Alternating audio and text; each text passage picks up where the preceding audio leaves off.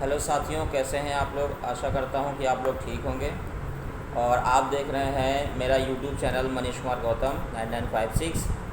इस पे मैंने कल जो आप लोगों को बताया था वो अम्बेडकर जी से जुड़ी हुई उनके जीवन से जिनकी जुड़ी हुई चंद बातों को मैंने आपके सामने रखा था। और उसी के आगे मैं बढ़ता हूं। जो आपको मैंने बताया था कि कल आप लोगों को मैंने बताया था कि राजनीतिक जन जागृति पर अच्छा प्रभाव पड़ा, यहाँ तक मैंने आप लोगों को बताया था। आज मैं बताऊंगा प्रोफेसर के रूप में, यानी डॉक्टर भीमराव अम्बेडकर जी जो है प्रोफेसर के रूप में उनकी क्या क्या कार्यवाही रही, क्या क्या उन्होंने काम किया, किस तरह से समाज को आगे पढ़ाया और समाज को किस तरह से उन्होंने बदला, क्या क्या चीज़ें की। अम्बेडकर जब प्रोफेसर बन के कॉलेज में गए तो उनके साथ क्या क्या परेशानियाँ आई, क्या क्या चीज़ें हुई, ये सारी चीज़ों को मैं आज जो है इस टॉपिक में पूरा कंप्लीट करूँगा। तो जब मुंबई से बड़ौदा से आने के पश्चात डॉक्टर अम्बेडकर ने देखा कि बॉम्बे में राजनीतिक वातावरण गति धारण कर रहा है, यानी राजनीतिक जो वातावरण है वो लगातार तेज़ी से चल रहा है। उधर भारतीय राष्ट्रीय कांग्रेस पद दलितों के अस्तित्व को पहचानने लगी थी। दलितों के अस्तित्व मतलब उनका जानने लगी थी कि दलित क्या हैं, वो उनका वोट बैंक वोट पावर कितना है, ये सारी चीज़ों को मतलब वो समझने लगे थे कि भाई यूनिटी वो समझ गए थे कि वोट देने का अधिकार भी उस टाइम तो नहीं था, लेकिन वो जो है यूनिटी को समझने लगे थे कि उनके अंदर यूनिटी बनना शुरू हो गई है। तो उधर भारतीय राष्ट्रीय के जो अभी तक इन लोगों के हालात को सुधारने के काम को अपने कार्य क्षेत्र में यानी अलग रख छोड़ा था, यानी पृथक अलग कर दिया था, मतलब काम नहीं कर रहे थे। कांग्रेस द्वारा दलितों के वर्ग के लिए अचानक प्रेम दूरस्थ उद्देश्य से प्रभावित था, यानी अचानक जो कांग्रेस द्वारा जो था वो दलित वर्ग के लिए अचानक से प्रेम उमड़ने शुरू हो गया था। वह कांग्रेस लीग एक स्कीम के लिए उनका समर्थन चाहती थी, यानी जब भी कोई स्कीम बनाना चाहती थी कांग्रेस तो वो उनका समर्थन चाहती थी। इस बात पर विचार करते दलित वर्गों ने नवंबर 1917 में बॉम्बे में 2 सम्मेलन किए, यानी ये सब चीज़ों को देखते हुए दलित वर्ग ने 1917 में बॉम्बे में 2 सम्मेलन किए। कई प्रस्ताव पास हुए जिनमें 2 प्रमुख थे। प्रथम, दलितों ने मांग की कि अछूतों के हितों की रक्षा सरकार द्वारा होनी चाहिए, यानी अछूत मतलब वो थे जो छुआछूत जिन पे लागू होती थी, यानी जिनको लोग छूने से दूर भागते थे। तो सवर्ण हिंदुओं के राजनीतिक सत्ता हस्तांतरित ना की जाए, अछूतों को अधिकार दिया जाए, वह अपने प्रतिनिधि स्वयं चुने, यानी अपना जो लीडर है वो स्वयं चुने, किसी के और उसमें ना हो। प्रथम सम्मेलन के समय डॉक्टर अम्बेडकर जी की सौतेली माँ की मृत्यु में शोक में तो थे ही थे वह इसलिए वो भाग लेना नहीं चाह रहे थे। उस सभा का आयोजन कांग्रेस द्वारा कराया गया था, यानी जो वो सभा की गई थी वो कांग्रेस द्वारा कराई गई थी। जब द्वितीय सभा उनके विचारों के अनुकूल थी, यानी जो दूसरी सभा हुई वो उनके विचारों के, यानी जो वो सोचते थे, जो वो चाहते थे उसके वो मुताबिक थी, इसीलिए तो उन्होंने भाग लेने के पक्ष में फिर भी ना रहे। अम्बेडकर शांति एवं संकुल प्रवृत्ति, यानी शांत मतलब बहुत ही शांत मतलब वो शांति से रहने पसंद करते थे। सवर्ण हिंदुओं द्वारा चलाए गए अछूतों द्वारा अभियान में वह मूलतः विरुद्ध थे, यानी जो सवर्णों के द्वारा जो अछूतों के उद्धार के लिए जो आंदोलन चलाए जा रहे थे उनके भी वो विरुद्ध थे। यही कारण थी उन्होंने उपयुक्त सभाओं में भाग नहीं लिया, जो इस तरह की सभाएं चल रही थी उनमें भाग उन्होंने नहीं लिया।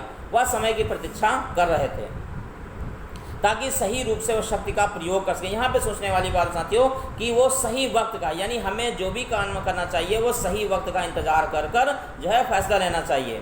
अभी वो राजनीति में उलझना नहीं चाहिए, अपने आप को राजनीति में डालना नहीं चाह रहे थे, वो स्वतंत्र रूप से कुछ कमाना चाह रहे थे ताकि जीविका का साधन निश्चित हो सके, यानी जीविका मतलब जो है जिससे हमारी ज़िंदगी सुचारू रूप से चल सके। वकालत करने का विचार में मन में था ही था। वकालत से वह पैसा कमाते और लोगों से मिल सकते थे। लंदन के ग्रेज इन स्कूल की अधूरी शिक्षा को पूर्ण करने की जो उनके मन में लालसा थी, जो इच्छा थी, उसको वो चाह रहे थे। मेन उनका जो टारगेट था वो लंदन में जाकर शिक्षा को आगे कंटिन्यू करना और अपनी पढ़ाई पूरी करना, उसे पूरा करने दृढ़पति। एक पारसी सज्जन की सहायता से उनको 2 विद्यार्थियों के ट्यूशन मिल गए, यानी वो ट्यूशन उन्होंने पढ़ाना शुरू कर दिया। साथ ही साथ उन्होंने स्टॉक और शेयर्स के व्यापारियों को सलाह देने का ऑफिस भी कायम कर लिया, यानी जो स्टॉक्स और शेयर मार्केट में जो पैसा लगाते थे उनको वो सलाह भी दिया करते थे। तो उससे एक अच्छी आय की संभावना थी। शीघ्र ही सभी व्यापारियों को पता लग गया कि भीमराव अछूत है। देखिए यहाँ पे भी एक प्रॉब्लम आ गई, यानी ये भी जो अछूत का जो प्रॉब्लम थी वो उनके साथ ख़त्म ही नहीं हो रही थी। तो उन्होंने आना जाना, यानी वो जो लोग उनके पास आते थे वो उन लोगों ने आना जाना बिल्कुल बंद ही कर दिया, उनसे जो नाता था उसको ख़त्म कर दिया। फलतः उन्होंने ऑफिस उन्हें मजबूरन बंद करना पड़ा। कुछ समय तक एक पारसी सज्जन के यहाँ पत्र व्यवहार हिसाब किताब रखने का कार्य करते रहे। इस प्रकार उनकी जीविका कमाने में मतलब वो लगे रहे कंटिन्यू। सम्यक समाज सेवा के प्रति उनकी अटूट आस्था बनती चली गई। लगातार जो उनके समाज के प्रति जो अटूट आस्था थी वो लगातार जो है बनती चली गई। साल 2 साल तक भीमराव यूं ही कष्टों और परेशानियों में जीवन व्यतीत करते रहे, यानी साल 2 साल उनके लगातार जो है कष्टों और परेशानियों में वो अपना जीवन व्यतीत करते रहे। पारिवारिक खर्च न किसी तरह से चलता रहा। उन्हें दुख इस बात का था कि लंदन जाकर अध्ययन करने का समय धन भाव के कारण वो व्यर्थ होता चला जा रहा था, यानी धीरे धीरे टाइम ख़त्म हो रहा था। यानी लंदन जाकर जो उन्हें अपनी एजुकेशन पूरी करनी थी उसका टाइम धीरे धीरे ख़त्म हो रहा था। उन्हें ये भी टेंशन लगातार सता रही थी। पैसा कमाना चाहते थे पर कोई जुगाड़ ही नहीं बैठ रहा था। उसी समय उन्होंने ब्रिटेन के प्रसिद्ध दार्शनिक बर्ट्रैंड रसेल की पुस्तक रिकंस्ट्रक्शन ऑफ सोसाइटी का रिव्यू इंडियन इकोनॉमिक सोसाइटी की पत्रिका में दिया। भीमराव ने इस बात की प्रशंसा कि समाज का पुनरुत्थान यानी दोबारा से उन्हें बनाना चाहते थे। वास्तव में समाज रहने वाले व्यक्तियों के बीच संबंधों में को सही समझने पर ही संभव हो सकता है। इन्हीं दिनों उन्होंने अमेरिका में लिखा अपना प्रबंध कास्ट इन इंडिया प्रकाशित करवाया। जो कास्ट इन इंडिया जो डॉक्टर भीमराव अम्बेडकर जी ने लिखा था उसको उन्होंने पास करवा दिया, यानी रिलीज़ करवाया। और एक नया ग्रंथ small holdings in India and their remedies भी लिखकर प्रकाशित, यानी इस दो किताबें उन्होंने लिखी जिनको उन्होंने प्रकाशित करवाया।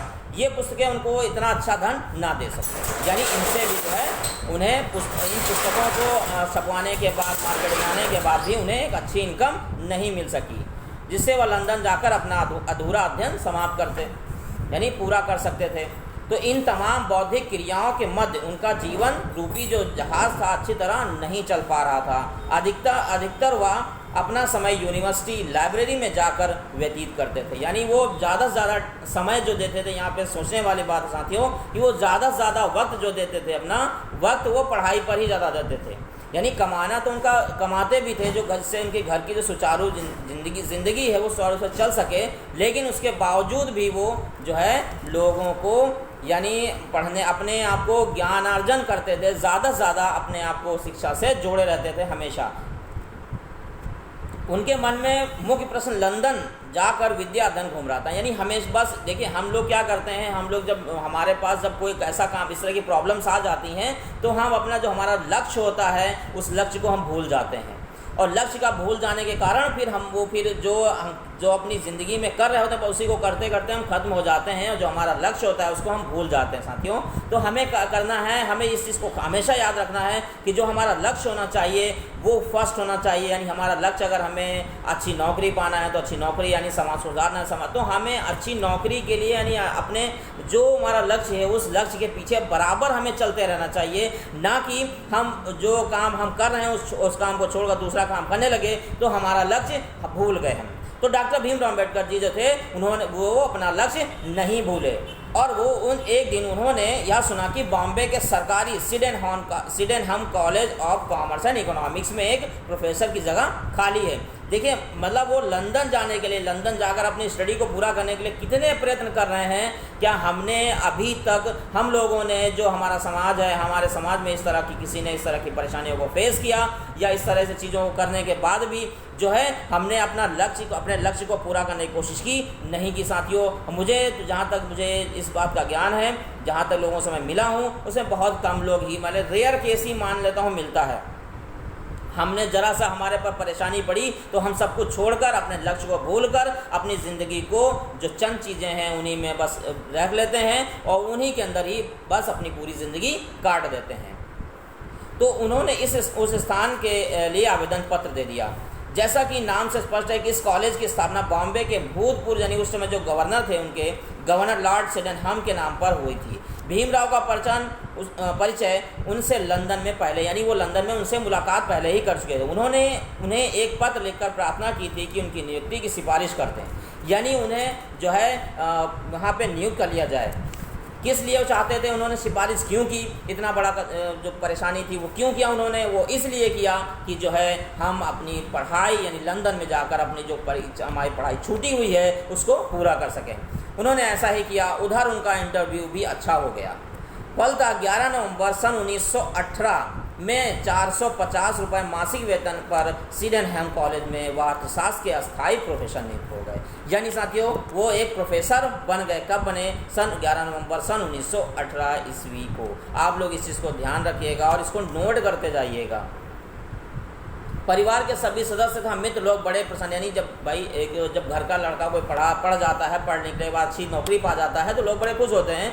तो अम्बेडकर जी जो है इस चीज़ पे जब वो प्रोफेसर बने तो लोग बड़े खुश हुए, उनको बड़ी खुशी हुई। वह लंदन जाने का प्रश्न आसानी से हल कर सकते थे। यानी जो फिर भी देखिए, यानी नौकरी उन्हें मिल गई, फिर भी उनके दिमाग में ये एक चीज़ हमेशा रही कि मुझे लंदन जाना है, यानी अपनी जो पढ़ाई बीच में ड्रॉप मैंने की थी उसको पूरा करना है। साथियों देखिए हमारे वहाँ क्या है, हमारे समाज में मैंने जब देखा है बहुत ज़्यादा, बस अगर हमें एक नौकरी मिल जाती है तो हमारा जो लक्ष्य होता है उस लक्ष्य को भूल कर हम बस उसी में घूमना शुरू कर देते हैं।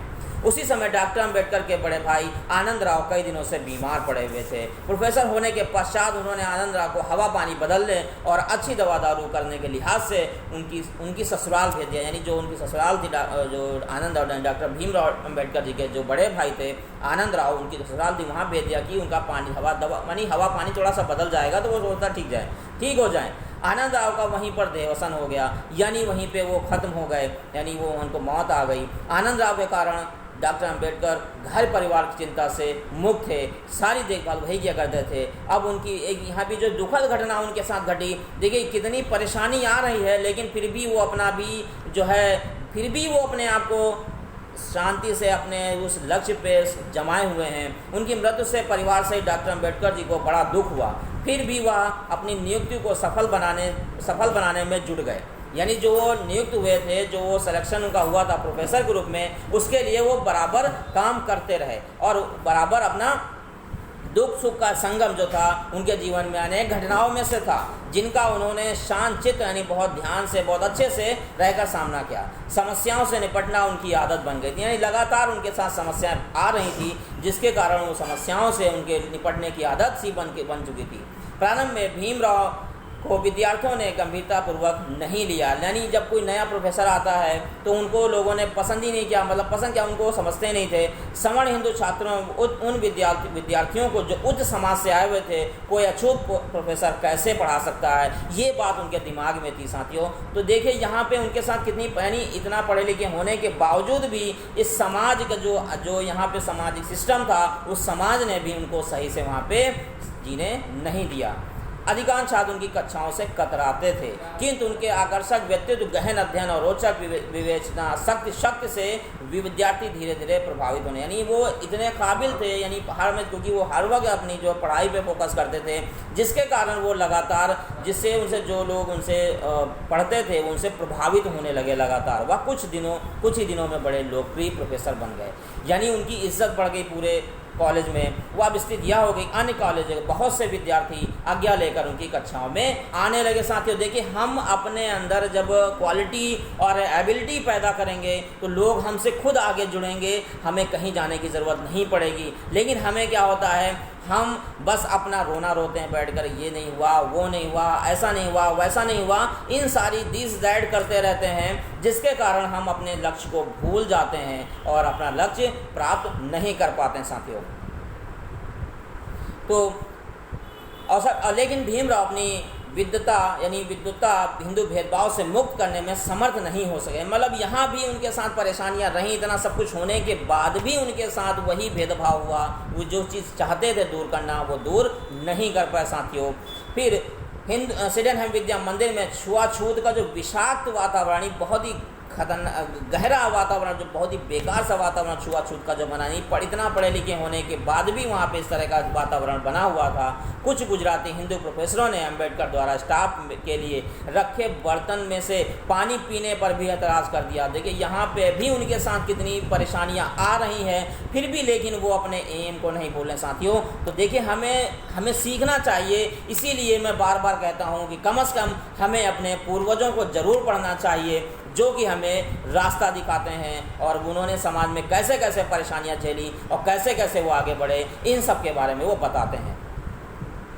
फिर पढ़े लिखे थे भीमराव को बड़ा दुख हुआ कि इतने पढ़े लिखे व्यक्तियों में से भी ऐसा अमानुषिक भेदभाव विद्यमान, यानी इस तरह का मानव को मानव नहीं समझा जाता है। फिर शिक्षित होने का क्या लाभ, यानी पढ़ने लिखने का क्या लाभ, जब इस तरह के हमारे अंदर घृणा, इस तरह की परेशानी, दिक्कत, गलत चीज़ें हमारे अंदर बैठी हुई हैं, तो हमें पढ़ने लिखने का क्या फ़ायदा। अध्यापन कार्य करने के लिए इनके लिए साधन मात्र था, साध्य नहीं था। वह छुआछूत, जाति एवं धर्म के नाम पर हो रहे अत्याचार, अपमानों का मूल कारण ढूंढना चाह रहे थे, जिससे इस चीज़ को खत्म किया जा सके। अछूत होने की अनुभूति और पीड़ा से वह भली बात परिचित थे, यानी अछूत क्या होता है, उसके साथ क्या क्या परेशानी, वो सारी चीज़ों से वो भली बात परिचित थे। वह अपने लोगों से संपर्क बढ़ाने में भी व्यस्त लगे रहते, यानी लगातार लोगों से मिलना जुलना, बात करना, इन सारी चीज़ों के लिए भी वो लगातार काम करते रहते थे। इसी दृष्टिकोण से उन्होंने श्री पी बालू द्वारा क्रिकेट खेल में ख्याति, यानी श्री पी बालू जो थे वो भी एक अछूत ही थे। क्रिकेट द्वारा खेल में ख्याति प्राप्त करने पर उनका अभिनंदन करने से सभा का आयोजन किया।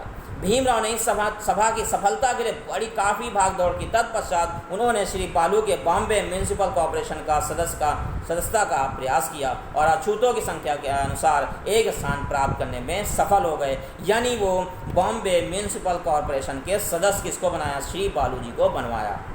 इसी बीच महाराष्ट्र में कोल्हापुर के छत्रपति साहू जी महाराज अपनी रियासत में अछूतों द्वारा आंदोलन चला रहे थे। साथियों, जो छत्रपति साहू जी महाराज थे वो चाहते थे कि अछूतों को भी, दलित वर्ग यानी शिक्षा और उनकी सामाजिक अयोग्यताओं को मिटाएं, उन पर हो रहे अत्याचारों को कम करने में बड़ी दिलचस्पी लिया करते थे। वह जाति व्यवस्था, पंडा पुजारियों, ब्राह्मणों के प्रभुत्व से उन्हें मुक्त कराना चाह रहे थे। महाराजा ने उन्हें बहुत से अछूतों को अपने प्रशासन में रखा था, उन्हें वकालत करने की सनदें दी और जनता में उनके साथ भोजन भी किया। इस तरह के काम लगातार छत्रपति साहू जी महाराज करते रहते थे। महाराजा ने अछूत छात्रों को निःशुल्क शिक्षा, रहने का स्थान, भोजन दिया। उनके हाथी का एक चालक भी एक अछूत ही था जो उनके हाथी को चलाता था। सन 1919 में भीमराव ऐसे दयालु एवं प्रबुद्ध महाराजा के संपर्क में आए। श्री दत्तोपा पवार ने उनसे परिचय करवाया। साथियों, महाराजा इस उत्साही होनहार से मिलकर बड़े प्रसन्न हुए, यानी डॉक्टर भीमराव अम्बेडकर जी से। वो इतना उत्साह उनके अंदर और इतने काबिलियत वाले लोग, जब आदमी को मिलता है तो उनसे वो मिलकर बहुत खुश हुए। तो उधर डॉक्टर अम्बेडकर जी ने साहू जी महाराज की सहायता से अछूतों का दृष्टिकोण प्रकट करने के लिए 31 जनवरी सन 1920 को मूक नामक मराठी पत्रिका प्रारंभ करी थी। तो कब करी थी? मूक नायक जो नामक मराठी पत्रिका थी, सन 31 जनवरी सन 1920 को उन्होंने की थी। यद्यपि वह उस पत्र के अधिकृत संपादक नहीं थे, पर पत्रिका का सारा कामकाज वही देखा करते थे, यानी लिखना, जो भी चीज़ें होती हैं वो सारा काम अम्बेडकर जी खुद किया करते थे। किस प्रकार हिंदू वातावरण उनके विरुद्ध था, यह इस तथ्य से समझा जा सकता है कि मूक नायक में के प्रकाशन का विज्ञापन लोकमान्य तिलक के तथ्य से समझा जा सकता है कि मूक नायक के प्रकाशन का विज्ञापन लोकमान्य तिलक के पत्र केसरी से प्रकाशित नहीं किया।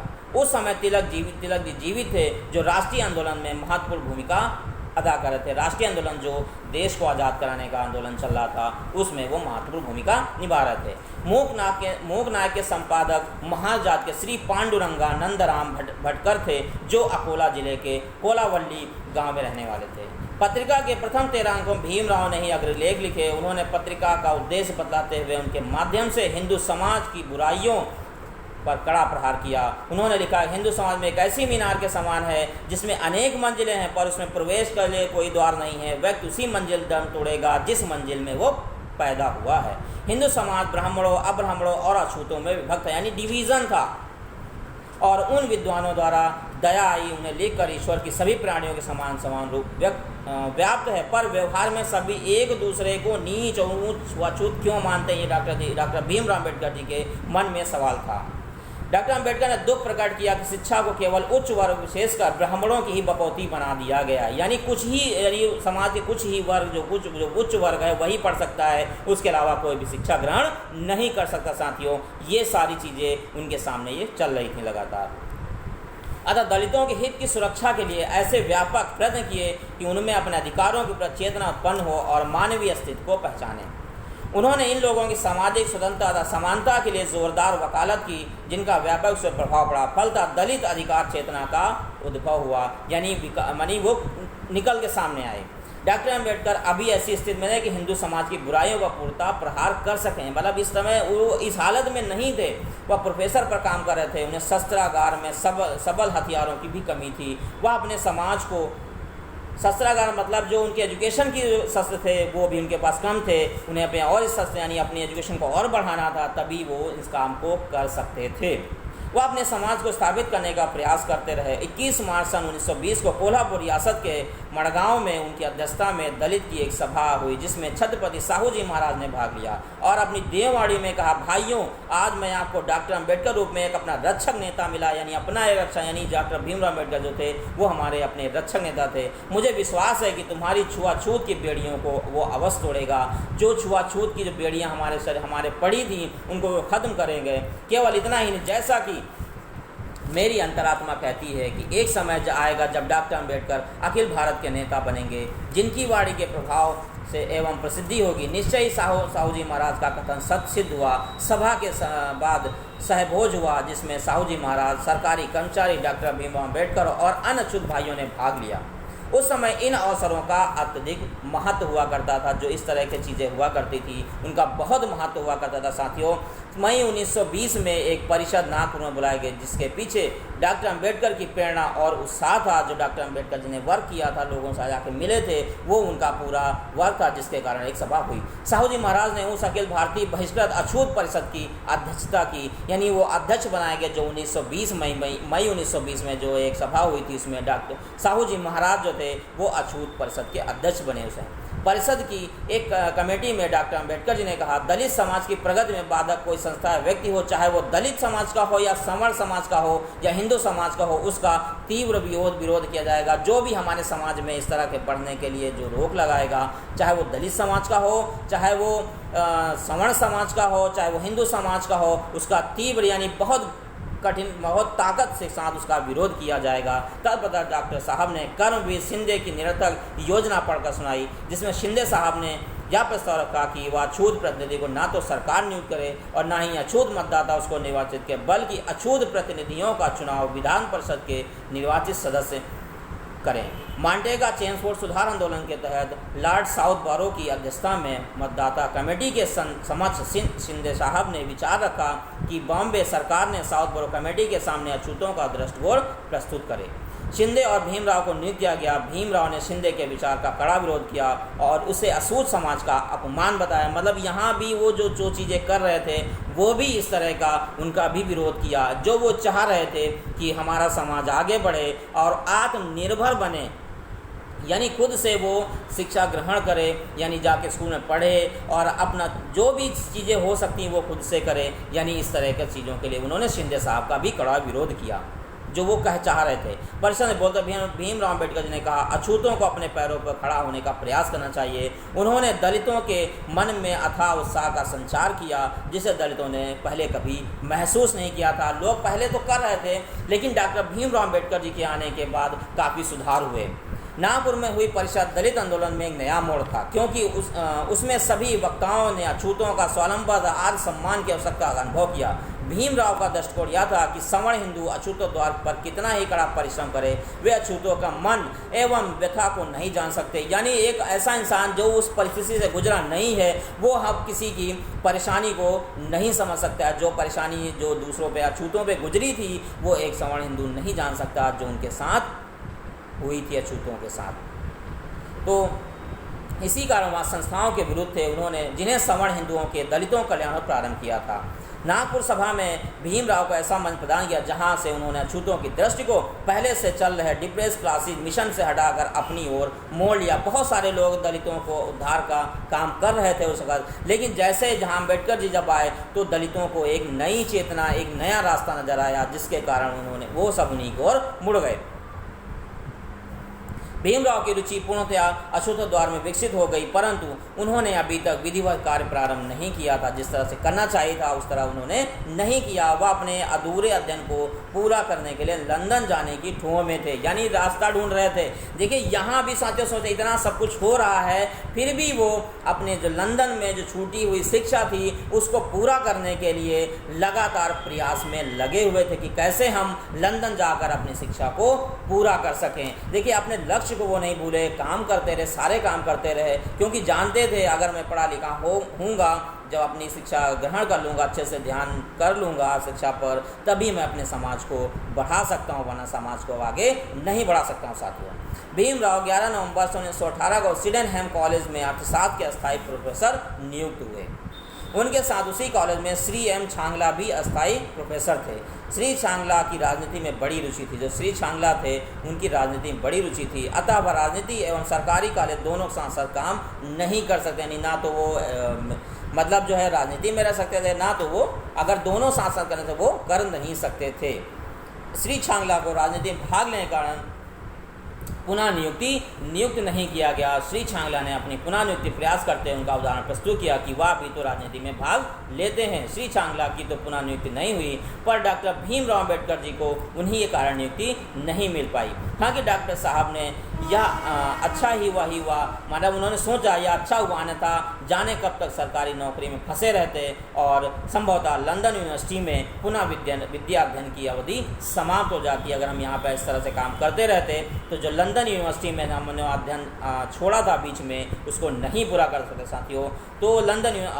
तो इस प्रकार 5 जुलाई सन 1920 को अपनी नौकरी से निवृत्त हुए और लंदन जाने की व्यवस्था में जुड़ गए साथियों। तो देखिए यहाँ पे एक बहुत बड़ी बात सामने आ रही है कि उन्होंने अपनी लंदन जाने यानी अपनी पढ़ाई को पूरा करने के लिए उन्होंने क्या क्या प्रयास किए, इस चीज़ को हमें समझना होगा और हमें जानना होगा, तभी अगर हम आगे बढ़ सकते हैं। हमें अपने लक्ष्य को हमेशा याद रखना चाहिए। जो हमारा लक्ष्य हो, हम कुछ भी बीच में करें लेकिन अपने लक्ष्य को कभी नहीं भूलना चाहिए साथियों। अगर हमने मन में ठान लिया है कि हमें ये काम करना है तो हम कर गुजरेंगे, हमारे अंदर एबिलिटी है। अगर हमने सोचा नहीं कर पाएंगे तो हम कभी नहीं कर सकते, चाहे कोई भी आ जाए, कोई भी समझाए। लेकिन हमें मन में हमें ये उत्साह पैदा करना होगा कि हमारे अंदर एबिलिटी है और हम अपना काम, अपना लक्ष्य पूरा कर सकते हैं साथियों।